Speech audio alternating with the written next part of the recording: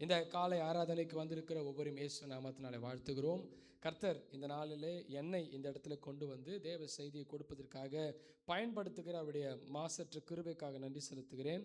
முதலாவதாக pastor Sunny Abraham அவர்களுக்கு நன்றி செலுத்துகிறேன், என்னை அழைத்ததுக்காக மற்றும் அவருடைய குடும்பத்துக்காக, அவருடைய பிள்ளைகள், சிஸ்டருக்காக மற்றும் பாஸ்டர் பெஞ்சமின் என்னை கோஆர்டினேட் பண்ணதுக்காக நன்றி செலுத்துகிறேன். இன்றைக்கு நாம் கர்த்தருடைய வார்த்தை கேட்க இருக்கிறோம். நம்முடைய வேதாகமத்தை அப்போஸ்தலனாகிய பவுல் தெசலோனியருக்கு எழுதின முதலாவது நிருபத்துக்கு நாம் திருப்பிக் கொள்வோம். அப்போஸ்தலன் Paul's letter to the Thessalonians. அப்போஸ்தலனாகிய பவுல் தெசலோனியருக்கு எழுதின முதலாவது நிருபம், இந்த முதலாவது அதிகாரத்தை நாம் வாசிக்க போகிறோம். புதிய ஏற்பாட்டில் நமக்கு பக்கம் 279 திருப்பிக் கொள்ளும்படி கேட்டுக்கொள்கிறேன். நான் உங்களுக்காக அந்த வசனங்களை வாசிக்க போகிறேன். என்னோட கூட அந்த வசனங்களை நீங்கள் பின்பற்றுமாறு உங்களை அன்பாக கேட்டுக்கொள்ளும். Please follow me along with me. முதலாவது அதிகாரத்தினுடைய முதலாவது வசனத்திலிருந்து, பவுலும் சில்வானும் தீமோத்தேயும் பிதாவாகிய தேவனுக்குள்ளும் கர்த்தராகிய இயேசு கிறிஸ்துவுக்குள்ளும் இருக்கிற தெசலோனிக்கே சபைக்கு எழுதுகிறதாவது, நம்முடைய பிதாவாகிய தேவனாலும் கர்த்தராகிய இயேசு கிறிஸ்துவினாலும் உங்களுக்கு கிருபையும் சமாதானம் உண்டாவதாக. தேவனுக்கு பிரியமான சகோதரரே, உங்கள் விசுவாசத்தின் கிரியையும் உங்கள் அன்பின் பிரயாசத்தையும் நம்முடைய கர்த்தராகிய இயேசு கிறிஸ்துவின் மேலுள்ள உங்கள் நம்பிக்கையும் பொறுமையும் நம்முடைய பிதாவாகிய தேவனுக்கு முன்பாக நாங்கள் இடைவிடாமல் நினைவு கூர்ந்து, நீங்கள் தெரிந்து கொள்ளப்பட்டவர்கள் என்று நாங்கள் அறிந்து எங்கள் ஜெபங்களில் இடைவிடாமல் உங்களை குறித்து விண்ணப்பம் பண்ணி உங்கள் எல்லோருக்காகவும் எப்பொழுதும் தேவனை ஸ்தோத்தரிக்கிறோம். எங்கள் சுவிசேஷம் உங்களிடத்தில் வசனத்தோடு மாத்திரமல்ல, வல்லமையோடும் பரிசுத்த ஆவியோடும் முழு நிச்சயத்தோடும் வந்தது. நாங்களும் உங்களுக்குள்ளே இருந்த பொழுது உங்கள் நிமித்தம் எப்படிப்பட்டவர்களாய் இருந்தோம் என்று அறிந்திருக்கிறீர்களே. நீங்கள் மிகுந்த உபத்திரவத்திலே பரிசுத்த ஆவியின் சந்தோஷத்தோடு திருவசனத்தை ஏற்றுக்கொண்டு எங்களையும் கர்த்தரையும் பின்பற்றுவர்களாகி இவ்விதமாய் மக்கதோனியாவில் உள்ள ஆகாயமில் உள்ள விசுவாசிகள் யாவருக்கும் மாதிரிகள் ஆனீர்கள். எப்படியெனில் உங்களிடத்திலிருந்து கர்த்தருடைய வசனம் மக்கதோனியாவிலும் ஆகாயாவிலும் தொனித்ததுமல்லாமல் நாங்கள் அதை குறித்து ஒன்றும் சொல்ல வேண்டியதாயிராதபடிக்கு தேவனை பற்றின உங்கள் விசுவாசம் எங்கும் பிரசித்தமாயிற்று. ஏனெனில் அவர்கள் தாமே எங்களை குறித்து உங்களிடத்தில் நாங்கள் அடைந்த பிரவேசம் என்னதென்பையும் ஜீவனுள்ள மெய்யான தேவனுக்கு ஊழியம் செய்வதற்கு நீங்கள் விக்கிரகங்களை விட்டு தேவனிடத்தில் மனம் திரும்பினதையும் அவர் மரித்தோரிலிருந்து எழுப்பினவரும் இனிவரும் கோபாக்கின் என்று நம்மை நீங்களாக்கி ரட்சிக்கிறவருமாயிருக்கிற அவருடைய குமாரனாகிய இயேசு பரலோகத்திலிருந்து வருவதை நீங்கள் எதிர்பார்த்து கொண்டிருக்கிறதையும் அறிவிக்கிறார்களே. எனக்கு அருமையான தேவனுடைய பிள்ளைகளை, இந்த காலை நேரத்தில் உங்களோட கூட 3 காரியங்களை மாத்திரம் பேச போகிறேன். ஒரு நல்ல ஆரோக்கியமான தேவ சபை என்றால் என்ன? ஒரு மனிதன் ஆரோக்கியமாக இருக்கிறான் அப்படின்னா எதை வச்சு நம்ம கண்டுபிடிக்கலாம்? ஒரு 2 விஷயம் சொல்லுங்களேன். ஒரு மனுஷன் ஆரோக்கியமாக இருக்கிறான்னா எதை வச்சு சொல்லலாம்? ஹெல்த்தை வச்சு, சரீர வளர்ச்சியை வச்சு. வேற எப்படி சொல்லலாம்? ஒரு மனுஷன் ஆரோக்கியமாக இருக்கா எதை வச்சு சொல்லலாம்? சொல்லுங்க. 2 விஷயம் சொல்லுங்க. ஒரு மனிதன் ஆரோக்கியமாக இருக்கிறான், அவனுடைய சரீரத்தை வைத்து சொல்லலாம். வேற, அவன் உற்சாகமாக போகிறதையும் வரதையும், அவன் நாளுக்கு நாள் வளர்ந்து, ஒரு பிள்ளை நாளுக்கு நாள் வளர்ந்து கொண்டே இருக்கிறத பார்த்து அந்த பிள்ளை ஆரோக்கியமான பிள்ளை என்று சொல்வீர்கள். சொல்வீங்களா இல்லையா? ஒரு குழந்தை பிறந்து அந்த குழந்தை என்ன செய்ய வேண்டும்? என்ன செய்ய வேண்டும்? வளர வேண்டும். முதலாவது குழந்தை எத்தனை கிலோ தான் இருக்கும்? வெறும் ஒரு 3 கிலோ இருக்கும். அந்த பிள்ளை தொடர்ந்து வெயிட் என்ன பண்ணணும்? கெயின் பண்ணணும். வெயிட் மட்டும் அந்த பிள்ளைக்கு என்ன கெயின் ஆகணும்? ஹைட் கெயின் ஆகணும். 3வது அந்த பிள்ளைக்கு எது வளரணும்? என்ன வளரணும்? மூளை என்ன பண்ணணும்? வளரணும். காக்னிட்டிவ் ஃபங்க்ஷன் சொல்லுவாங்க இங்கிலீஷில். அவங்களுக்குள்ளே பிரெயினில் ஒரு டெவலப்மெண்ட் இருக்கணும். அப்போ அந்த பிள்ளை நம்ம பேசுறதெல்லாம் கேட்கும், அது பேசும். அப்போ சொல்லுவாங்க, பாரு இந்த பிள்ளை ரொம்ப ஆக்டிவாக இருக்குது, இந்த பிள்ளை சொல்கிறதெல்லாம் நல்லா கேட்குது, நல்லா பேசுது, நல்லா சாப்பிடுது. அப்போ அந்த பிள்ளை ஆரோக்கியமாக வளருது. அப்போ அந்த பிள்ளை அப்படியே ஒரு வளர்ந்து ஒரு பையனாவோ ஒரு பெண்ணாவோ அப்புறம் ஒரு வாலிபனாவோ ஒரு வாலிப மகளாவோ அப்படியே வளர்ந்து வரும். அப்போ ஒரு க்ரோத்தை நீங்கள் எதை வச்சு ஐடென்டிஃபை பண்ணுவீங்க? ஒரு மனுஷன் சாதாரணமாக ஒரு குழந்தையோட வளர்ச்சியை வைத்து எல்லா விதத்திலும் வளர்கிற ஒரு குழந்தையை பார்த்து தான் அந்த குழந்தை வளர்ச்சிக்குள்ளே இருக்கிற ஒரு குழந்தைன்னு சொல்வீங்க. ஆண்டவராகிய கிறிஸ்து சபையாகிய உங்களையும் என்னையும், நான் இந்த கட்டிடத்தை சொல்லவில்லை, சபையாகிய உங்களையும் என்னையும், அவருடைய சரீரமாகிய உங்களையும் என்னையும் பிசாசின் அந்தகார பிடியிலிருந்தும் வல்லமையிலிருந்தும் நம்மளை மீட்டெடுத்து தமது அன்பின் குமாரோட ராஜ்யத்துக்குள்ளே நம்மளை கொண்டு வந்து நம்மளை எந்தவித கிரியைகளினால் நம்மை ரட்சிக்காமல் கிருபையினாலே ரட்சித்து நமக்கு அவருடைய நீதியின் வஸ்திரத்தை தந்து இன்னைக்கு சபைக்குள்ள வச்சிருக்கிறார். கரெக்டுங்களா? யோவான்ல சொல்லப்பட்டது போல மறுபிறப்பு அடைய செய்திருக்கிறார். இயேசு சொன்னார் இல்லையா நிக்கோதேமியை பார்த்து, ஒருவன் மறுபடியும் பிறவாவிட்டால் பரலோக ராஜ்யத்தில் பிரவேசிப்பது இல்லை. அப்ப எப்படி ஒரு மனிதன் மீண்டும் பிறக்கிறான்? ஒரு முறை தாயின் வயிற்றில் பிறக்கிறான். இரண்டாவது முறை அவன் இந்த உலகத்தில் உள்ள எல்லா பாவ சாபங்களிலிருந்து தேவன் விடுதலையாக்கி அவனை மறுபிறப்பு அடைய செய்கிறார். அதை தேவனே செய்கிறார் என்று வேதம் சொல்லுகிறது. அனத்தான் என்கிற கிரேக்க பதம் அது என்ன சொல்லுகிறது என்றால் பரத்திலிருந்து மீண்டும் பிறப்படுது. ஒரு மனிதன் மீண்டும் பிறந்து ஆண்டவருக்குள்ள ஒரு குழந்தையாகி வரும்பொழுது, இப்போ நீங்க சொல்லுங்க, ஒரு குழந்தை பிறந்த அந்த குழந்தைகிட்ட என்ன எதிர்பார்க்கிறோம்? நம்ம வளர்ச்சி. இப்போ நான் சொல்றேன், இப்போ சரீர பிரகாரமான வளர்ச்சி விட்டுருங்க, ஆவிக்குரிய ரீதியில் மீண்டும் மறுபிறப்பு அடைந்து தமது அன்பின் குமாரனின் ராஜ்யத்தில் நம்மளை கத்தர் கொண்டு வந்து தம்முடைய சபையில் நம்மை நாட்டி நம்மை ஒவ்வொரு நாளும் சபையில் கர்த்தருடைய வார்த்தையை தந்து ஜபங்கள், வேத வசனங்கள், வேத வாசிப்புகள், தேவனுடைய வார்த்தைன்னு சொல்லி நமக்கு எல்லா விதமான ஊட்டச்சத்துகளையும் கொடுத்து கர்த்தர் நமக்கு எல்லாவற்றையும் தரும் பொழுது ஆண்டவர் நம்மிடத்திலிருந்து எதை எதிர்பார்க்கலாம்னு நினைக்கிறீங்க? எதை எதிர்பார்ப்பார்? என்ன எதிர்பார்ப்பாரு? ஆவிக்குரிய வளர்ச்சி. ஆமென். இப்போ என்னுடைய கேள்வி, ஒருவேளை எல்லாம் கொடுத்து வளரலன்னா என்ன அர்த்தம்? என்ன சொல்லுவோம் அதுக்கு தமிழ்ல? வளர்ச்சி குன்றிய குழந்தை அல்லது பிள்ளைன்னு சொல்லுவோம். இப்போ நான் 3 காரியங்களை சொல்ல போகிறேன். ஒரு சபை ஆரோக்கியமாக வளர்ந்திருக்கிறது என்றால், திரும்பி சொல்லிட்டேன், சபைன்னு சொல்லும் போது நீங்க ஒரு பில்டிங்குள்ள இருக்கிறத பத்தி யோசிக்காதீங்க. சபையாகிய நாம், சொல்லுங்க, சபையாகிய, எல்லாம் சொல்லுங்க, சபையாகிய நாமள யாருடைய சபையா? கிறிஸ்துவின் சபையா. இந்த இடத்துல சபை கால்வரி சர்ச்சாக நம்ம கூடி வந்திருக்கிறோம். we are all gathered as a church of Calvary. ஆனால் நம் முதலாவது தேவனுடைய சபையின் ஒரு அங்கத்தினராக இருக்கிறோம். அவருடைய பாடி ஆஃப் கிரைஸ்ட், அவருடைய சரீரமாக இருக்கிறோம். அப்போ நம்ம கிட்ட ஆண்டவர் எதிர்பார்க்கிற 3 வளர்ச்சிகளை குறித்து இந்த காலையில் நம்ம உங்களோடு கூட நான் பகிர்ந்து கொண்டு ஜெபிக்க ஆசைப்படுகிறேன். அதுக்கு முன்பதாக இந்த 3 வளர்ச்சியை குறித்து அப்போஸ்தலனாகிய பவுல் தெசலோனிக்கே சபையை குறித்து அவர் ஒரு சாட்சி பகிர்கிறார். என்ன பகல்றாருன்னா, தெசலோனிக்கே சபை ஒரு சாதாரணமான சபை இல்லை, அது விக்கிரகங்களை வணங்கி கொண்டிருந்த ஒரு இடம் தெசலோனிக்கே பட்டணம். அங்கே அப்போஸ்தலனாகிய பவுல் அங்கே போய் தன் ஊழியத்தை நிறுவி அந்த ஜனங்களை கிறிஸ்துவுக்குள்ளே கொண்டு வந்து அங்கே ஒரு சபையாக அவர்கள் சேர்ந்து ஆண்டவரை ஆராதிக்கிறார்கள். அப்போ இந்த சபையை குறித்த ஒரு பெரிய சாட்சியை அந்த பட்டணத்துக்கு எழுதிய நிருபத்தில் இவர் சொல்லுகிறார். தெசலோனிக்கே பட்டணத்துக்கு எழுதிய நிருபம் எதுக்கு ரொம்ப ஃபேமஸ்னா, ஆண்டவராகிய கிறிஸ்துவோட வருகை குறித்து அப்போஸ்தலனாகிய பவுல் ரொம்ப தெளிவாக எழுதியிருப்பார்.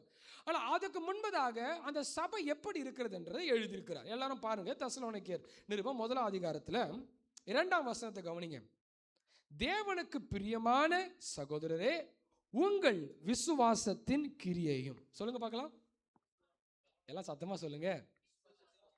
முதலாவது தெசலோனிக்கே சபையில் அப்போஸ்தலனாகிய பவுல் கண்டுபிடிச்ச ஒரு வளர்ச்சி, ஒரு நல்ல விஷயம் என்ன தெரியுங்களா? விசுவாசத்தின் கிரியையும். நான் என்னன்னு சொல்றேன். 2வது உங்கள் அன்பின் பிரயாசத்தையும். 3வது நம்முடைய கர்த்தராகிய இயேசு கிறிஸ்துவில் மேலுள்ள உங்கள் நம்பிக்கையின் பொறுமையையும் நம்முடைய பிதாவாகிய தேவனுக்கு முன்பாக நாங்கள் இடைவிடாமல் நினைவு கூர்ந்து. சரி, மூணு விஷயம் நான் சொல்ல போறேன். எத்தனை விஷயம் சொல்ல போறேன்? 3 விஷயம். ஃபர்ஸ்ட் விஷயம் சொல்லுங்க பார்க்கலாம், விசுவாசத்தின் கிரியை. சொல்லுங்க பார்க்கலாம். 2வது விஷயம் அன்பின் பிரயாசம். இந்த பக்கம் யாரும் சொல்லவே மாட்டேங்கிறீங்க. விசுவாசத்தின் கிரியை. எது சொல்றேன் தெரியுமா? தூக்கம் வராது நமக்கு, அதுக்காக தான் கொஞ்சம் ஆக்டிவா இருக்கலாம். பேசும்போது ஆக்டிவா இருப்போம், நம்மளும் மனுஷங்க தானே. ஓகே, விசுவாசத்தின் கிரியை, அன்பின் பிரயாசம், கர்த்தராகிய இயேசு கிறிஸ்துவின் மேலுள்ள நம்பிக்கை. இந்த 3 விஷயமும் தெசலோனிக்கே சபையில காணப்பட்டுச்சு. இது என்ன இந்த 3 விஷயம் அப்படின்னா, ஒருவன் ஆண்டவருக்குள்ள ரட்சிக்கப்படும் போது கர்த்தர் எப்படி ரட்சித்தார் நான் உங்களுக்கு சொன்னேன். எபேசியர் 2ஆம் அதிகாரத்தில் பவுல் அழகாக எழுதுறார். நாம் கிரியைகளால் ரட்சிக்கப்படாமல் விசுவாசத்தினாலே கிருபையை கொண்டு ரட்சிக்கப்பட்டீர்கள், இது உங்களால் உண்டானதல்ல, இது தேவனுடைய ஈவு என்கிறார். இந்த சபைக்குள்ள உட்கார்ந்து இருக்கிற நாம் எல்லோரும் தேவன் நம் மீது வைத்த அநாதி திட்டத்தின்படியும் தீர்மானத்தின்படியும் அவருடைய ஈவின்படியும் ஒன்றுக்கும் தகுதி இல்லாத நம்மளை எங்கேயோ புறஜாதிகளா, எங்கேயோ வேற்று தேவர்களை வணங்கி கொண்டிருந்த, ஏதோ பாவத்தின் பிடியில் இருந்த நம்மளெல்லாம் கொண்டு வந்து எங்க நாட்டியிருக்கிறாரு? தம்முடைய சபையாகிய இந்த சரீரத்துக்குள்ளே கர்த்தர் நம்ம நாட்டியிருக்கிறார். ஆமென் சொல்லுங்க பார்க்கலாம். அப்போ இந்த சபையாகிய நம்மிடத்தில் முதலாவது காணப்பட வேண்டிய காரியம் என்ன தெரியுங்களா? விசுவாசத்தின் கிரியை. சொல்லுங்க பார்க்கலாம். ஆமா, நமக்கு விசுவாசம் என்னன்னு தெரியும்ல, நம்ம நல்லாவே தெரியும். நாம் எப்படி ரட்சிக்கப்பட்டோம் என்று வேதம் நமக்கு சொல்லுகிறது. இயேசு கிறிஸ்துவை விசுவாசத்தின் மூலமாய் அவர் நமக்கு தாராளமாய் அருளின கிருபையினாலே ரட்சிக்கப்பட்டோம். ஆமென் சொல்லுங்க பார்க்கலாம். ஆமென். இந்த ரூம்ல இருக்கிற யாராவது சொல்ல முடியுமா, நான் ரொம்ப பிரயாசப்பட்டேன் பிரதர் ரட்சிக்கப்பட்டேன்னு சொல்ல முடியுமா? முடியவே முடியாது. நம்முடைய பிரயாசத்தெல்லாம் நம்ம ரட்சிக்கப்படவே இல்லை. நமக்காக ரத்தம் சிந்தினது யாரு? இயேசு. நமக்காக இயேசுவை தந்தது பிதா. பரிசுத்த ஆவியானவர் இன்றைக்கு நம்மோடு கூட வாசம் செய்து, பிதா குமாரன் பரிசுத்த ஆவியான திரியேக தேவன் நம்மை பலப்படுத்தி இன்றைய வரைக்கும் நான் நிற்க செய்திருக்கேன். எத்தனை விசுவாசிக்கிறீங்க? இப்போ சிம்பிளான கேள்வி, இன்னைக்கு நான் நிற்கிறது தேவ கிருபை. எத்தனை பேர் சொல்ல விரும்புறீங்க? ஆமென், ஆமென். அப்ப சபைக்குள்ள வந்திருக்கிறோம்னா இது நம்முடைய எஃபர்ட் கிடையாது, இது தேவனுடைய சுத்த கிருபை. அப்போ எந்த ஒரு கிரியை செஞ்சு நாம இந்த ரட்சிப்பை பெற்றுக்கொள்ளல, தேவனுடைய சுத்த கிருபையினால பெற்றுக்கொண்டோம். ஆனால் தேவனுடைய சுத்த கிருபையினால பெற்றுக்கொண்ட நம்ம அவர் மீது விசுவாசம் வைக்கிறோம் இல்லையா? தேவன் இயேசு அடிக்கடி சொல்றாரு, என்னிடத்தில் விசுவாசமா இருங்கள், என்னிடத்தில் விசுவாசமா இருங்கள், என்னிடத்தில் விசுவாசமா இருங்கள். என்னங்க விசுவாசமா இருக்கிறது? அப்ப தேவனிடத்தில் விசுவாசமா இருக்கிற நாம காட்ட வேண்டிய ஒரு காரியம் என்ன தெரியுங்களா? நான் தேவனிடத்தில் விசுவாசமா இருக்கிறேன் என்பதை நாம் கிரியைகளினால் வெளிப்படுத்த வேண்டும். ஆமென் சொல்லுங்க பார்க்கலாம். ஆமென். சாரி, ஒரு குழந்தை அப்பாவை ரொம்ப நம்புது அப்படின்னா எதை வச்சு தெரிஞ்சுக்கலாம்? சிம்பிளான கேள்வி. ஒரு குழந்தை அப்பாவை அம்மாவை அதிகமாக நம்புது அப்படின்னா எதை வச்சு தெரிஞ்சுக்கலாம்? ட்ரஸ்ட். ரொம்ப நம்புது அப்பா அம்மா, எப்படி எதை வச்சு தெரிஞ்சுக்கலாம் சொல்லுங்க? அன்பை வச்சு. அப்புறம் எங்க எங்க கூப்பிட்டாலும் அப்பா வாமா கடைக்கு போகலான்னு என்ன பண்ணிடும்? போயிடும். வாமா நம்ம பக்கத்து ஊருக்கு போகலான்னாலும் எந்த கேள்வியும் கேட்காது. அப்போ ஒரு சின்ன பிள்ளை அப்பாவை ரொம்ப நம்புதுன்னா அப்பா எங்க கூப்பிட்டாலும் என்ன பண்ணிடும்? போயிடும். அது மட்டும் இல்லை, அப்பா அது ரொம்ப நம்புச்சுன்னா அப்பா சொல்றதுக்கு கீழ்ப்படியும். கரெக்டுங்களா? கரெக்ட் இல்லையா? அப்பா அம்மா ஒரு பிள்ளை எந்த அளவுக்கு விசுவாசிக்குதோ நம்புதோ, அப்ப அப்பா அம்மா சொல்றது அது கரெக்டாக என்ன பண்ணிக்கும்? கீழ்ப்படியும். அப்பா அதுக்கு என்ன தெரியும்னா, எங்க அப்பா எனக்கு எப்பவுமே நல்ல விஷயத்தை தான் சொல்லுவாரு, அப்ப நான் அவருக்கு என்ன செய்யணும்? கீழ்ப்படி. சரி, சாதாரணமா இந்த உலகத்தில் இருக்கிற அப்பாக்கே ஒரு பிள்ளை இப்படி அந்த அந்த விசுவாசத்தை காண்பிக்கணும். நம்மை ரட்சித்த நம்முடைய தகப்பன் நம்மிடத்துல ஒன்று எதிர்பார்க்கிறார். அது என்ன தெரியுங்களா? அவர் மீது நாம் வைக்கிற விசுவாசத்தை கிரியைகள் காண்பிக்க வேண்டும். ஆமென் சொல்லுங்க பார்க்கலாம். நல்லா புரிஞ்சுங்க, கிரியையினால ரட்சிக்கப்படவில்லை, விசுவாசம் வைத்து அந்த விசுவாசத்தை நாம் கிரியைகளாலே ஆண்டவருக்கு காண்பிக்க வேண்டும். ஆமென். அதான் அழகா பேசுறல பவுல் ரொம்ப அழகா எழுதுறாரு. விசுவாசத்தினால ரட்சிக்கப்பட்டீங்க. எதுக்கு ரட்சிக்கப்பட்டீங்க? எதுக்கு ரட்சிக்கப்பட்டீங்கன்னா, தேவனுக்குள்ள நாம் முன்னமே நற்கிரியைகளை செய்வதற்காக கிறிஸ்து இயேசுக்குள்ள நம்மை தெரிந்து கொண்டார். ஆமென் சொல்லுங்க பார்க்கலாம். அப்ப நம்மளை எல்லாரும் ஆண்டவர் ஒரு நல்ல கிரியைக்காக தெரிஞ்சு கொண்டார். அப்ப நான் அவருடைய விசுவாசம் வைக்கிறேன் என்பதை நான் எப்படி வெளிப்படுத்துவேன்? அவர் மீது எனக்கு விசுவாசம் இருக்கிறது என்பதை ஒரு சபை வெளிப்படுத்தும் என்றால், கிரியைகளில் அந்த சபை அதை செயல்படுத்தும் என்றால் அது ஒரு ஆரோக்கியமான சபையா இருக்கும். ஆமென் சொல்லுங்க பார்க்கலாம். ஃபர்ஸ்ட் இண்டிகேஷன் என்ன சொல்லுங்களா? ஒரு சர்ச் சபையாகிய நாம் தேவனிடத்தில் விசுவாசமாய் இருக்கிறோம் என்பதை கிரியைகளில் நாம் காண்பிக்க வேண்டும். தெசலோனிக்கே சபை அது ரொம்ப நல்லா செய்யுது. எப்படி செய்யுதுன்னு பார்ப்போம். அதே அந்த முதலாவது அதிகாரத்தை பாருங்க. அதுக்கு முன்பதாக அப்போஸ்தலனாகிய பவுல் அவர் சுவிசேஷம் அறிவிச்ச விதத்தை பார்க்கிறார், சொல்றார். 5ஆம் வசனம் பாருங்க. எங்கள் சுவிசேஷம் உங்களிடத்தில் வசனத்தோடு மாத்திரமல்ல, வல்லமையோடும் பரிசுத்த ஆவியோடும் முழு நிச்சயத்தோடும் வந்தது. நாங்களும் உங்களுக்குள்ளே இருந்த பொழுது உங்கள் நிமித்தம் எப்படிப்பட்டவர்களாக இருந்தோம் என்று அறிந்திருக்கிறீர்களே. நீங்கள் 6ஆம் வசனம், மிகுந்த உபத்திரவத்திலே பரிசுத்த ஆவியின் சந்தோஷத்தோடே திருவசனத்தை ஏற்றுக்கொண்டு எங்களையும் கர்த்தரையும் பின்பற்றுவர்களாகி. ஆமென் சொல்லுங்க பார்க்கலாம். எல்லாம் சொல்லுங்க. என் விசுவாசம் ஃபஸ்ட்டு எப்படி நான் அதை ப்ராக்டிஸில் அதை எப்படி நான் செயல்படுத்தணும்னா, கர்த்தரை பின்பற்றவர்களாகி. சொல்லுங்க, யாரும் சத்தமாக சொல்லுங்க. இப்போ என் விசுவாசத்தை நான் எப்படி காட்ட முடியும்? நான் இயேசுவின் இடத்துல விசுவாசம் வைத்திருக்கிறேன். நமக்கு கொஞ்சம் ட்ரெடிஷ்னலாக நம்மளை எதுக்கு பழகிட்டோம் தெரியுங்களா? நம்ம ஆண்டவர் மேலே விசுவாசமாக இருக்கிறோன்றது எப்படி காண்பிப்போம் நான் சொல்கிறேன் பாருங்க. நம்ம வாரத்துக்கு ஒரு நாள் எங்கே வரோம்? சபைக்கு வரும். அதில் எத்தனை நேரம் ஆராதிக்கிறோம்? ஆண்டவர் ஆராதிக்கிறோம்னா பாடல் மூலம் ஆராதிக்கிறோம், ஒரு மணி நேரம் ஆராதிப்போம். அப்போ அந்த டைமில் நம்ம ஆண்டவர்கிட்ட என்ன சொல்லுவோம்? ஆண்டவரே உண்மை நேசிக்கிறேன், விசுவாசிக்கிறேன், நம்புறேன், விசுவாசிக்கிறேன், நம்புறேன். இதை 365 நாள்ல 52 வாரமும் சொல்லுவோம். விசுவாசிக்கிறேன், நம்புறேன், உண்மையை நம்புறேன், உண்மையை விசுவாசிக்கிறேன். ஆண்டவர் மேல இருந்து யோசிப்பார், இவன் ஒவ்வொரு வாரமும் என்ன சொல்றான்? விசுவாசிக்கிறேன், நம்புறேன், விசுவாசிக்கிறேன், உண்மையே நேசிக்கிறேன், உமக்காகவே வாழ்றேன், எல்லாம் சொல்றானே தவிர ஒன்றும் செய்ய மாட்டேங்கிறானப்பா. இப்போ ஆண்டவர் இன்னைக்கு ஒரு மிகப்பெரிய கேள்வி ஆண்டவருக்கு வர்றது என்னன்னா, we put everything in words but not in practice. எல்லா காரியங்களும் வார்த்தைகளில் நம்மள மாதிரி வார்த்தைகளை ஜோடிக்கிறதுக்கு கர்த்தர் நமக்கு கொடுத்துரு கிருபையை போல, மனுஷனை போல வேறு யாரும் கிடையாது. மனுஷன் ஒரு கவிதை நயமுள்ள ஒரு மனிதன். அப்படியே நம்ம வாயை திறந்து நமக்குள்ள கவிதை தான் கொட்டும். உண்மையே நேசிக்கிறேன், உண்மையே ஆராதிக்கிறேன், உமக்காகவே வாழ்வேன், உண்மையே பின்பற்றுவேன். எப்போ ஆராதனை? எப்போ பாடல் ஆராதனை? நேசிப்பேன், வாழ்வேன், பின்பற்றுவேன். அப்புறம் அப்படியே சபை வாசல் கிட்ட போற வரைக்கும் நமக்குள்ள அந்த பாடல் தொனித்து கொண்டே இருக்கும். சபை வாசலை விட்டு வெளியில கால் எடுத்து வச்சு அனுதின வாழ்க்கைக்குள்ள போகும்பொழுது உண்மையே அவ பாட்டு சிக்கும் தொண்டையில. உண்மையே உண்மையே உண்மையே. Because we have problem in following Christ. அவரை பின்பற்றுவதாக மிகப்பெரிய பிரச்சனை இருக்கிறது. என்ன நான் சொல்றேன், நிறைய டைம்ல இந்த குழந்தை வளர்றதுல கூட சிக்கல் இருக்கிற மாதிரி நாம் கிறிஸ்துவ ஜீவியத்தில் வளர்வதில் மிகப்பெரிய சிக்கல். அவரை பின்பற்றுவளாய் மாறவில்லை என்றால் நாம் அவரில் வைத்த விசுவாசத்தை நம்மால் கிரியைகளில் வெளிப்படுத்த முடியாது. ஆமென் சொல்லுங்க பார்ப்போம். அப்ப ஆண்டவர் நம்மகிட்ட எதிர்பார்க்கிற முதல் விஷயம் எல்லாம் சொல்லுங்க பார்க்கலாம். என்ன எதிர்பார்க்கிறாரு? நம்முடைய விசுவாசம் கிரியையில என்ன செய்யணும்? வெளிப்படணும், காணப்படணும். சார் இப்போ நீங்கள் சொல்லிட்டீங்க கிரியையில் காணப்படணும்னு சொல்லிட்டீங்க பிரதர் பாஸ்டர், ஆனால் எப்படி அதனை கிரியையில் காட்டுறது? ஏன் விசுவாசத்தை எப்படி? இங்கே இந்த சபை என்ன பண்ணுது பாருங்க, மிகுந்த உபத்திரவத்தில். எப்படிப்பட்ட உபத்திரவத்தில் சொல்லுங்க?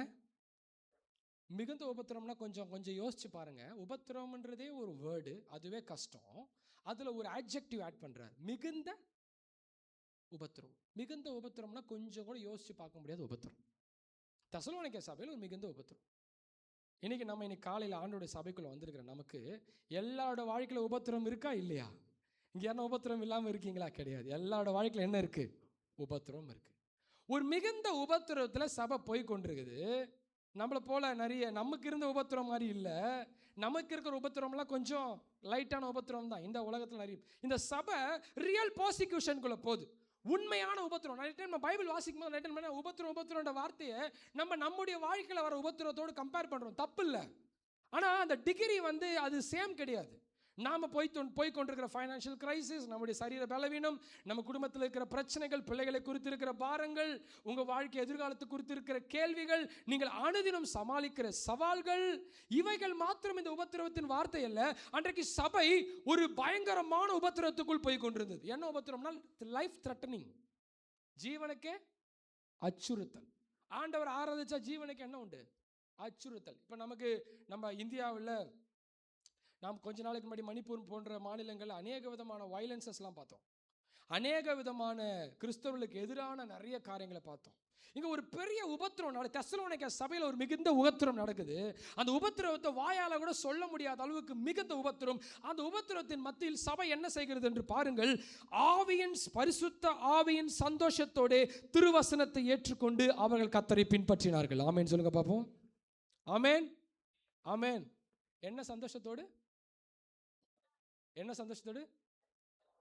பரிசுத்த ஆவியானவர் நமக்குள் இருக்கிறார் என்பதற்கான முதல் அடையாளம் என்ன தெரியுங்களா? நம் உபத்திரவத்தில் நமக்கு ஒரு சந்தோஷம் இருக்கும். நல்லா சத்தமா சொல்லுங்க.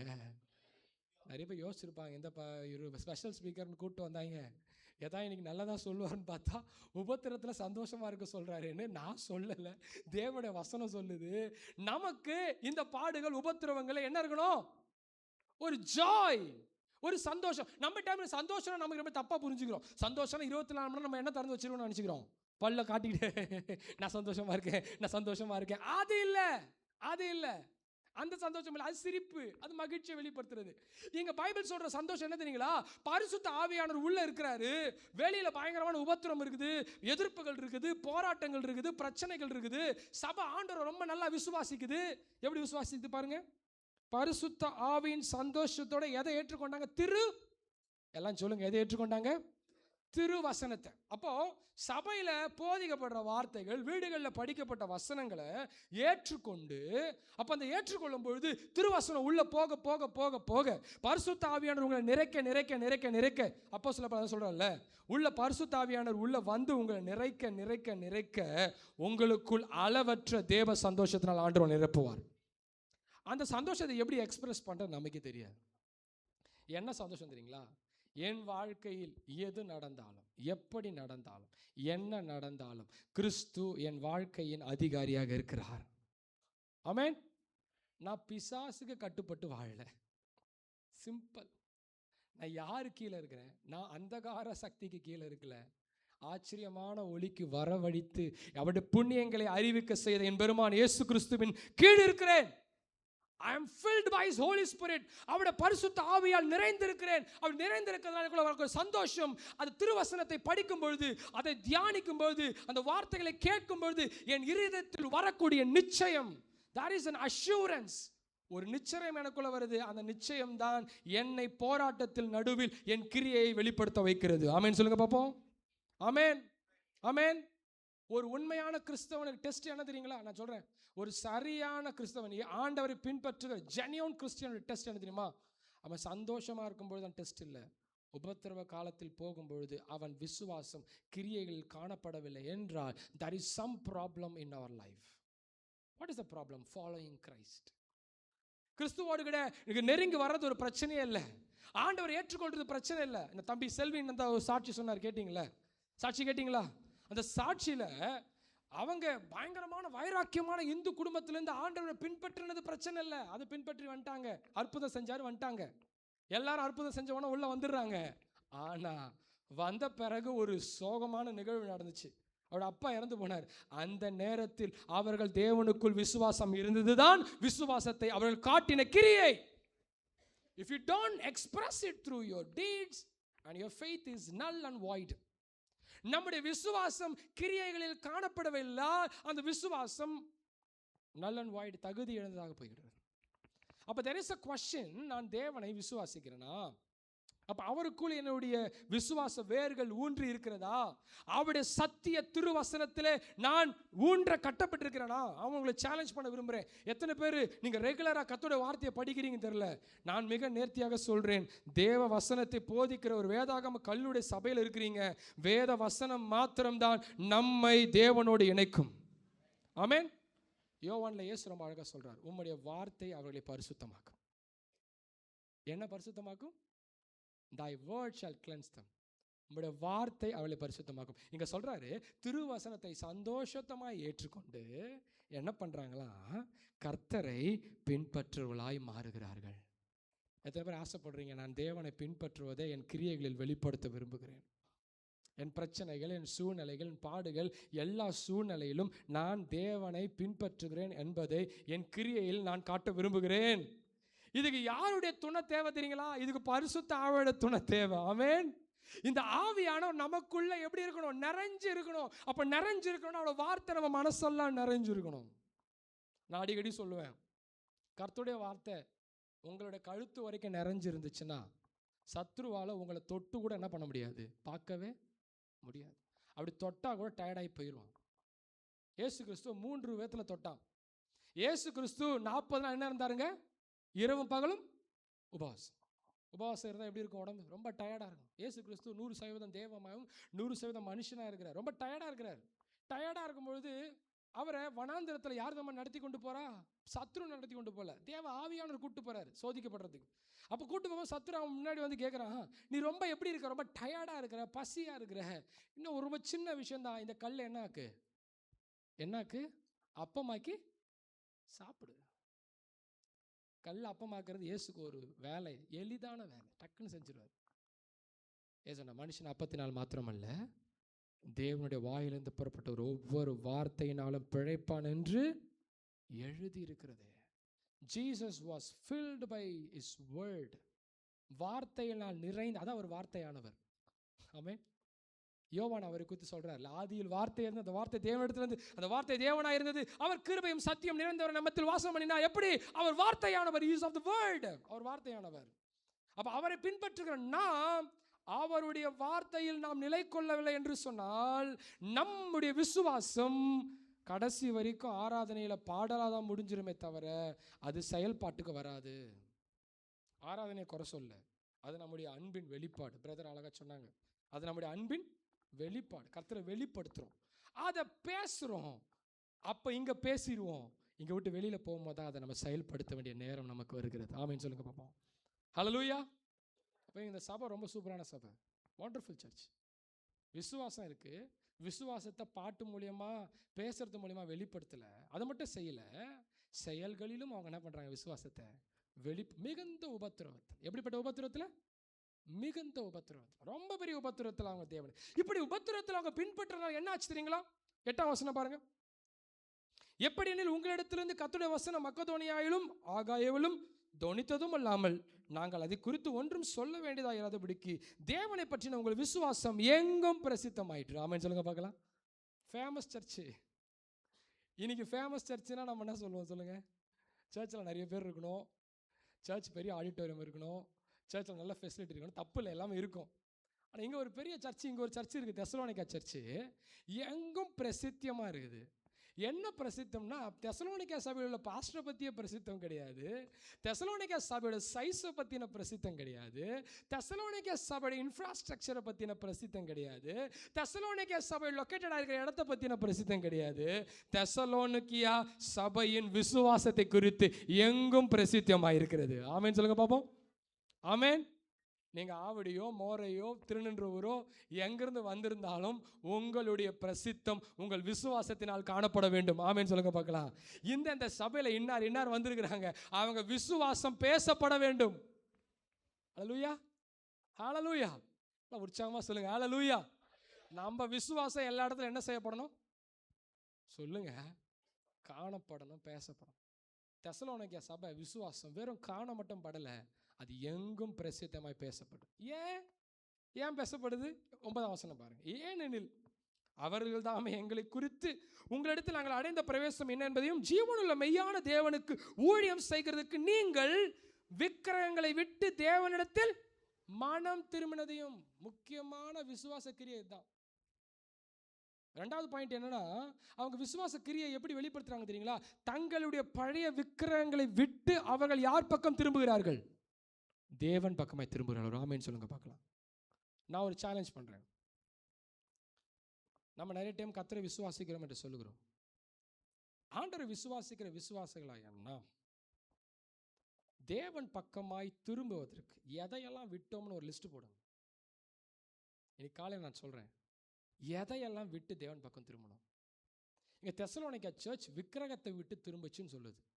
ஏன்னா தெசலோனிக்கா பட்டணம் விக்கிரகங்களால் நிறைந்த பட்டணம். எங்க திரும்பினாலும் விக்கிரகம், எழுந்தா விக்கிரகம், உக்காந்தா விக்கிரகம், போனா எல்லா இடத்துலும் தேவர்களுக்கான சிலைகள் வழிபாடுகள் நடந்துகிட்டே இருக்கு.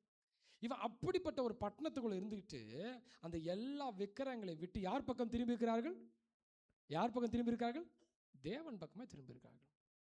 இன்றைக்கு சபைக்கு இன்னொரு சேலஞ்ச். ஏன் சர்ச் ஒரு ஹெல்த்தி சர்ச்சாக இருக்கணும்னா இன்னொரு சேலஞ்ச் என்னன்னா, நாம் விட வேண்டியதை விட்டு யார் பக்கம் திரும்ப வேண்டும் சொல்லுங்க? யார் பக்கம் திரும்ப வேண்டும்? எல்லாம் சொல்லுங்க, யார் பக்கம்? தேவன் பக்கமாக திரும்ப வேண்டும். பைபிளில் ரட்சிப்புக்கு டெஃபினேஷன் என்ன தெரியுங்களா? உண்மையான ரட்சிப்புக்கு டெஃபினேஷன் என்ன தெரியுமா? Turning away from sin towards God. ஒருவர் ரட்சிக்கப்பட்டார் என்பதுக்கு என்ன அடையாளம்? ஞானஸ்தானம் அடையாளமா? ஆம், ஞானஸ்தானம் எடுப்பது அது ஒரு அடையாளம் தான். ஆனால் அவன் ரட்சிக்கப்பட்டான் என்பதை எதை வைத்து கண்டுபிடிப்பது? இங்கே சொல்கிறான்ல, விசுவாசம் இருக்குது, விசுவாசம் கிரியையில் இருக்கணும்ல. அப்போ எதை வச்சு கண்டுபிடிக்கிறதுனா, அவன் எதை விட்டு திரும்பி இருக்கணும்? பழைய பாவத்தை விட்டு திரும்பி இருக்கணும். அவன் பழைய விக்கிரகத்தை விட்டு திரும்பி இருக்கணும். அவன் பழைய வழிகளை விட்டு யார் பக்கம் திரும்பி இருக்கணும் சொல்லுங்க? யார் பக்கம் திரும்பி இருக்கணும்? இன்னைக்கு மாடர்ன் ரிப்பன்டன்ஸ் எப்படி தான் இருக்கு? நான் சொல்கிறேன், நான் யாரையும் குற்றப்படுத்தலை, பட் நமக்கு ஒரு சின்ன ஆய்வுக்காக லெட்ஸ் எக்ஸாமின் தட். இன்றைக்கு ரட்சிப்பு என்றால் மக்கள் நினைக்கலாம் என்ன தெரியுங்களா? என் பொண்டாட்டியை நான் தினமும் அடிப்பேன் சார், தினமும் கெட்ட வார்த்தை பேசுவேன் சார். ஃபஸ்ட்டு இந்துவாக இருந்தேன், இப்போ என்னவா இருக்கேன், அவ்வளோதான். என் பேர் பெரிய சாமியாக இருந்துச்சு, இப்போ பீட்டராக மாறி இருக்கேன். ஆனால் நான் பண்ணுறது எல்லாத்தையும் பண்ணுவேன் சார். எனக்கு தொட்டா கோவம் வரும் சார். ஃபஸ்ட்டு ராமசாமியாக இருந்தேன் சார், இப்போ நான் என்னவா இருக்கிறேன்? சாமுவேலா மாறி இருக்கேன் sir. We are only changing the branding name. We have a problem to examine.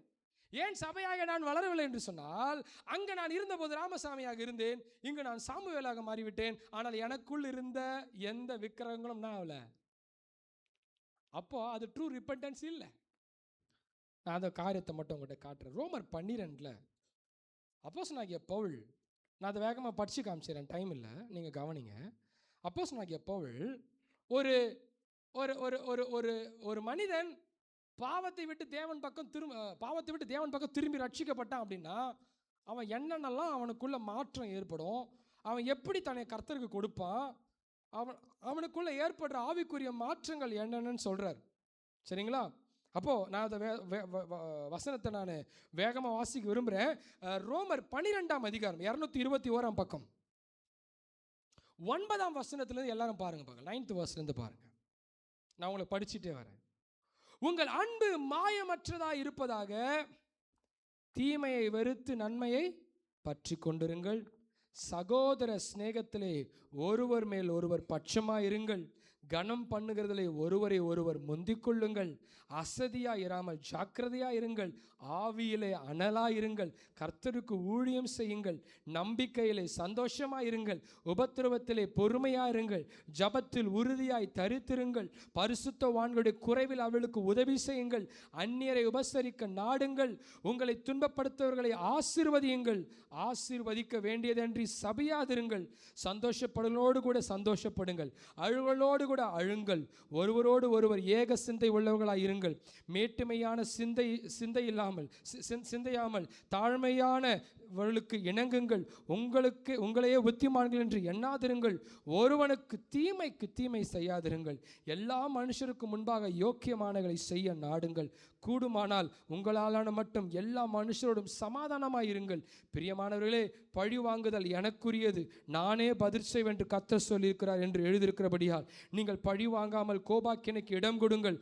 அன்றியும் உங்கள் சத்துரு பசியாயிருந்தால் அவனுக்கு போஜனம் கொடும், தாகமாயிருந்தால் அவனுக்கு பானம் கொடு. நீ இப்படி செய்வதனால் அக்கினி தழலை அவன் தலையின் மேல் குவிப்பாய். நீ தீமையினால் வெல்லப்படாமல் தீமையை நன்மையினால் வெல்லு. ஆமென் சொல்லுங்க பாப்போம்.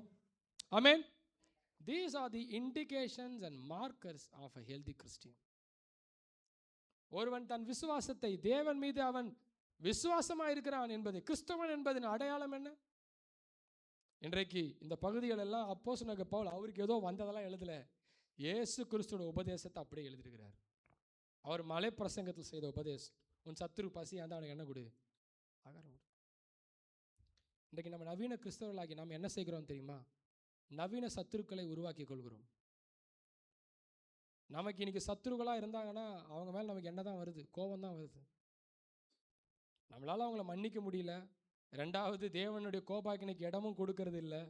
மூன்றாவது, நாம் தேவனை சார்ந்திருக்கிறோம் என்பதை நம் வாழ்க்கையில் வெளிப்படுத்த முடியவில்லை. You know why? Because we lack in the Holy Spirit. பரிசுத்த ஆவியானவரால் நாம் நிறைந்திராமல் அவருடைய வளர்ச்சியின் அளவுக்கு தக்கதாக நாம் பரிபூர்ணம் அடைகிறதிலே நமக்கு ஏற்படுகிற பிரச்சனையினாலே நாம் கிறிஸ்துவின் திருவசனத்தை முழுமையாக ஏற்றுக்கொள்ளாமல் நாம் அதை அதிகம் கவனிக்காமல் இருக்கிறதுனால நிறைய நேரத்தில் நாம் ஆண்டவர் எதிர்பார்க்கிற வாழ்க்கை வாழ முடியவில்லை. என்னை கேட்டுக்கொண்டிருக்கிற அன்பான தேவ ஜனமே, எனக்கும் சேர்த்து தான் இந்த பிரசங்கத்தை நான் செய்கிறேன். நாம் கிறிஸ்துவை நம் வாழ்க்கையில் அனுதினம் வெளிப்படுத்துவர்களாக இருக்க வேண்டும். ஆமேன்னு சொல்லுங்க பார்க்கலாம். நம்ம பேர் இல்லை, நம்முடைய விசுவாசம் பிரசித்தியமாக இருக்க வேண்டும். ஆமேன். நிறைய பேருக்கு ஆசை இருக்குது, எங்களுக்கெல்லாம் ஒரு ஆசை இருக்குது, எல்லாருக்கும் ஒரு ஆசை இருக்குது. எங்கள் பேரை 4 பேர் என்ன பண்ணோம் இல்லை பாஸ்டர், நம்ம பேரை 4 பேர் என்ன பண்ணோம் சொல்லணும். எல்லாருக்கும் ஆசை இருக்குது. சின்ன குழந்தை கூட ஆசையாக இருக்குது. ஸ்கூலில் நான் படித்தா என் பேரை 4 பேர் தெரிஞ்சு வச்சுருக்கணும். ஓ சாமியோலா, ஓ அந்த தம்பி அந்த ஸ்கூலா, அந்த ஸ்டாண்டர்டா, அந்த பையன் அப்படி அப்படி அப்படி பிரசித்தியமாக இருக்கணும்னு நினைக்கிறோம். உலகத்துலலாம் எதிர்பார்க்கறது தான் பேர் பிரசித்தமாக இருக்கணும். நான் சொல்கிறேன், கிறிஸ்தவங்களாகிய நமக்கு ஒரு விசேஷமான ஒரு ஆசை இருக்கணும். என்ன ஆசைமா? என் பேர் பிரசித்தமாக இருக்கிறது மேட்ரு இல்லை, என் விசுவாசம் உலகம் எங்கும் பிரசித்தமாக இருக்க வேண்டும். ஆமென். இதை பவுல் ரொம்ப அழகாக சொன்னார். கிறிஸ்துவுக்கு நற்கந்தங்கள், இன்சென்ஸ். நான் காலையில் ஒரு பர்ஃப்யூம் அடித்தேன்னா நான் ஒவ்வொருத்தருக்கிட்டே போய் நான் பர்ஃப்யூம் அடிச்சிருக்கேன்னு சொல்ல மாட்டேன், நடந்து போயிட்டே இருப்பேன். நான் நடந்து போக போக அவங்களாம் எனக்குள்ளே இருக்கிற பர்ஃப்யூம் என்ன பண்ணுவாங்க, ஸ்மெல் பண்ணுவாங்க. நான் கிறிஸ்துவுக்காக வாழ்கிறேன் என்பதை என் வார்த்தைகளால் சொல்லுவதை விட என் ஜீவிய மாற்றம் நான் விசுவாசத்தினால் வெளிப்படுத்துகிற கிரியையில் இருக்கும் என்று சொன்னால் என் விசுவாசம் எங்கும் பிரசித்தியமாக இருக்கும். ஆமென். I want to put it very simple. நீங்கள் ஒரு அலுவலகத்தில் வேலை செய்பவரா, உங்கள் விசுவாசம் அங்கு பிரசித்தியமாக இருக்க வேண்டும். பைபிள் காலேஜ் டீச்சரா, விசுவாசம் அங்கு பிரசித்தமாக இருக்க வேண்டும். நீங்கள் ஒரு ஸ்கூலில் படிக்கிற பிள்ளையா, உங்கள் விசுவாசம் அங்கு பிரசித்தமாக இருக்க வேண்டும். நீங்கள் வீடுகளில் அம்மாமார் ஒருவேளை நீங்கள் வேலை செய்யல, வீடுகளில் நீங்கள் ஹவுஸ் மேக்கராக இருக்கிறீங்க, அங்கே இருக்கிறீங்க, உங்கள் பக்கத்து வீடுகளுடைய கூட பேசுகிறீங்களா, அங்கே உங்கள் விசுவாசம் எப்படி இருக்கணும் சொல்லுங்கள், எப்படி இருக்கணும்? பிரசித்தியமாக இருக்கணும். இப்போல்லாம் நம்ம விசுவாசம் பக்கத்து வீட்டில் பிரசித்தியமாக விசுவாசம் இருக்கிறது இல்லை, வேற ஏதோ பிரசித்தமாக இருக்குது. நான் தப்பாக எடுத்துக்கலாம் சொல்கிறேன் ஒரு சங்கதி. நான் ஏற்காட்டுக்கு ஒரு இடத்துல ஊழியம் செய்ய போயிருந்தேன். அப்போ அந்த சபைக்கு ஒருத்தர் புதிதாக வந்திருந்தார். ஒரு ஆட்டோவில் இறங்கினார். நான் பார்த்தேன். ஆட்டோவில் இறங்கி உள்ளே வந்தார். உள்ளே வந்துட்டு பிரசங்கத்தில் இருந்தார். ரோமர் 12 அன்றைக்கி பிரசங்கம் பேசிக்கிட்டு இருக்கிறேன். பிரசங்கம் பேசி முடிச்சோன்னே என்னை முட்டிங்க கேட்டார், நீங்கள் பாஸ்டரா அப்படின்னாரு. ஆமாம், ஏன் ஊழியம் செய்கிறோம், சென்னையிலேருந்து வரேன். நானும் சென்னையிலேருந்து தான் வரேன் அப்படின்னாரு. அப்படிங்களா, ரொம்ப சந்தோஷம். நானும் பாஸ்டர் தான் அப்படின்னாரு. அப்படி ரொம்ப ரொம்ப சந்தோஷம். அசோசியேட் பாஸ்டராக இருக்கிறேன், ரொம்ப சந்தோஷம். நீங்கள் எங்கேயா இந்த பக்கம் வந்திருக்கிறீங்கன்னு கேட்டேன். ஒன்றும் இல்லை ஐயா, நேற்று நைட்டாக சென்னையை விட்டு எஸ்கேப் ஆகி வந்துட்டேன்னாரு. என்னடா இது, பாஸ்டர் என்றார், நைட்டை எஸ்கேப் ஆகி வந்துட்டேன்றாரு, என்னங்க ஐயா பிரச்சனை அப்படின்னா, ஐயா ஒன்றும் இல்லையா, எங்கள் சர்ச்சு வேசரப்பாடியில் இருக்குது ஐயா. நான் எங்கள் சர்ச்சுக்கு பக்கத்தில் ஒரு 2 அடி வாசல், அது 2 அடி சந்து, 2 அடி சந்தில் எங்களுடைய ட்ரைனேஜ் வாட்டர் போகுதுன்னு சொல்லி பக்கத்து லேண்டுக்காரன் எங்க கூட என்ன பண்ணுறான், டெய்லியும் சண்டைக்கு வரான் ஐயா. சர்ச்சில் இருக்கிற வாலிப பசங்களை கொஞ்சம் ரொம்ப அவனுக்கு ரொம்ப உற்சாகமாயிட்டானுங்க, அடிச்சிட்டானுங்க ஐயான்றாரு. யார் அடிச்சிட்டாங்களா? பக்கத்து லேண்டுக்காரன் அடிச்சிட்டாங்களாம். இப்போ பசங்க அடிச்சாங்க பாருங்க, பசங்களை உள்ள தூக்கி போடல, இவர் மேலே கம்ப்ளைண்ட் கொடுத்துட்டாங்க. அவன் பாஸ்டர் தான் காரணம், பாஸ்டர் தான் என்ன பண்ணிட்டார், பசங்களை ஏவி குண்டாசை வச்சு அடிக்க வைக்கிறாருன்னு கம்ப்ளைண்ட் கொடுத்துட்டான். நம்ம ஆளு கம்ப்ளைண்ட் கொடுத்த நேரம் சனிக்கிழமை. பார்த்தாரு, நம்மளை வச்சு இன்னைக்கு உள்ளே வச்சாங்கன்னா 2 நாளைக்கு லாக் பண்ணுறோம், கோர்ட்டு லீவு, ஜாமீன் வாங்க முடியாது. லாயர் ஃபோன் பண்ண, லாயர் சொன்னார் நைட்டாக ஓடி என்ன பண்ணுறீங்கன்னா ஏற்காடு வேலைக்கிறேன்னு போயிருந்துட்டாரு. ஏற்காடு கிளம்பி வந்துட்டுக்கிறாரு. வந்துட்டு என்கிட்ட சொன்னார், ஐயா அழுதர், தீமையினால் வெல்லாமல் நன்மையினால் வெல்லுன்னு வசனம் சொல்கிறீங்க. நான் இன்னைக்கு ஒரு தீமையான காரியம் செஞ்சுட்டு எங்கே ஓடி வந்துட்டேன், ஏற்காட்டுக்கு ஓடி வந்துட்டேன்னாரு.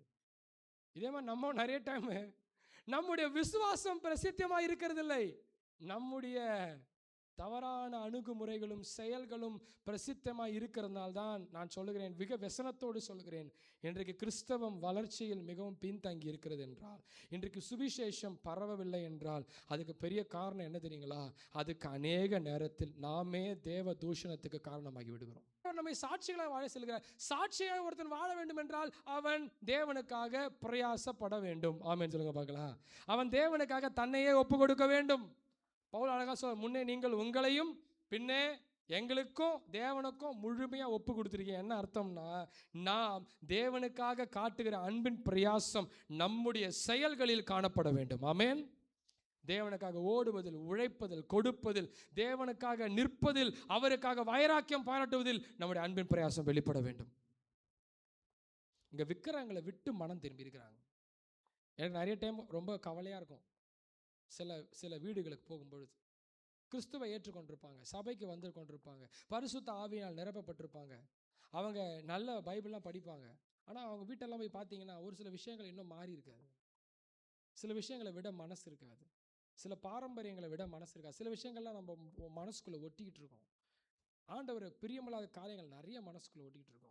அவருக்கான பிரயாசத்தை காண்பிக்கல, நமக்கு ரொம்ப பெரிய பிரச்சனைகள் இருக்கும். ஏன் தெரியுமா? நம் அன்பின் பிரயாசம் நம் காண்பிக்கும் பொழுது தான் அது வெளிப்படுகிறது. பேசும்போது வெளிப்படுகிறது அல்ல, காண்பிக்கும் போது வெளிப்படுகிறது. 2 கொரிந்தியர் அப்போஸ்தலனாகிய பவுல் கொரிந்து சபைக்கு எழுதும் பொழுது மக்கதோனியா என்கிற ஒரு சபையை குறித்து எழுதுறாரு. அந்த சபையை பற்றி எழுதும்போது அவர் சொல்றாரு, அவர்கள் மிகுந்த உபத்திரவத்தில், கொடிய தரித்திரத்தில். அந்த வார்த்தையை நீங்கள் படிக்கும் போது புரிஞ்சுக்கணும். கொடிய தரித்திரம்னா ஒருவேளை சாப்பாட்டுக்கு வழி இல்லாமல் இருக்கு சபை மக்கதோனியா. அந்த சபை சொல்லுது அப்போஸ்தலனாகிய பவுல் கிட்ட, ஐயா எங்களுக்கு ஒரு வேளை சாப்பிட வழி இல்லை, என் வீட்டில் பொங்குறதுக்கு ஒரே ஒரு அரிசி, ஒரே ஒரு டம்ளர் அரிசி வச்சுருக்கிறேன். ஆனால் எருசலேமில் பரிசுத்தவான்கள்லாம், நம்முடைய தேவ பிள்ளைகள் ஜனங்கள்லாம் சாப்பாடு இல்லாமல் இருக்கான். அந்த ஒரு அழாக்கு அரிசியில் இந்த அரை அழாக்கு அரிசியை கொடுக்க விரும்புகிறேன். பவுல் சொல்கிறார், வேணாம்ப்பா, நீ இவ்வளோ தரித்திரத்தில் கொடுக்க வேணாம். இல்லை, கட்டாயமாக கொடுக்க விரும்புகிறேன். நீ என்கிட்ட வேணான்னு சொல்லலாம், நான் உன்கிட்ட கொடுக்க விரும்புகிறேன். ஏன் தெரியுமா? அன்பின் பிரயாசம் அவர்கள் தேவனுக்காக காண்பித்தார்கள். அதை சொல்லிட்டு சொல்கிறாரு, நம்முடைய கர்த்தராகிய இயேசு கிறிஸ்துவின் கிருபை அறிந்திருக்கிறீர்களே, அவர் ஐஸ்வர்யனாக இருந்தும் நாம் அவர் தரித்திரரானார். எதற்காக? நம்மை ஐஸ்வர்யவான்களாக்க, நம்மை அவருடைய ஆவிக்குரிய வரங்களினால் நிரப்பி, நம்மை அவருடைய பிள்ளைகளாய் மாற்றி, நம்மை ராஜ்யத்தின் புத்திரர்களாய் மாற்றுவதற்கு அவர் தரித்திரரானார். அவர் தன்னையே வெறுமைப்படுத்தினார். அவர் வெறுமைப்படுத்தினால் தான் நாம் இன்றைக்கு நிறைவுள்ளவர்களாய் சபையில் உட்கார்ந்து கொண்டிருக்கிறோம். ஆமென் சொல்லுங்க பார்க்கலாம். இன்றைக்கு அநேகர் வெறுமையா இருக்கிறாங்க வெளியில. அவர்கள் நிறைவுள்ளவர்களாய் மாற வேண்டும் என்று சொன்னால் நான் என்னை வெறுமைப்படுத்த வேண்டும். அப்படின்னா என்ன அர்த்தம்? நான் பிச்சைக்காரன் ஆகணுன்றது கிடையாது. நான் என்னை தாழ்த்தி என் பிரயாசங்களை தேவனுக்கு ஒப்பு கொடுக்க வேண்டும். ஆமென் சொல்லுங்க பார்க்கலாம். அன்பின் பிரயாசம். ஃபைனல் லாஸ்ட் ஒன், அதை சொல்லி முடிக்கிறேன். வசனம் வாசிங்க பார்க்கலாம். 2ஆம் வசனம் வாசிக்கிறேன். தேவனுக்கு பிரியமான சகோதரி, உங்கள் விசுவாசத்தின் கிரியையும் உங்கள் அன்பின் பிரயாசத்தையும் நம்முடைய கர்த்தராகிய இயேசு கிறிஸ்துவின் மேலுள்ள உங்கள் நம்பிக்கையின் பொறுமையும் நம்முடைய பிதாவாகிய தேவனுக்கு முன்பதாக நாங்கள் இடைவிடாமல் நினைவு கூர்ந்து. இயேசு கிறிஸ்துவின் மேலுள்ள நம்பிக்கையின் பொறுமை. எத்தனை பேர் கிறிஸ்துவை விசுவாசிக்கிறீங்க, நம்புறீங்க? நான் சொல்றேன், நீங்கள் இயேசுவை நம்புவீர்கள் என்று சொன்னால் அந்த நம்பிக்கை உங்களுக்கு ஒரு பொறுமையை உண்டு பண்ணும். பேஷன்ஸ்.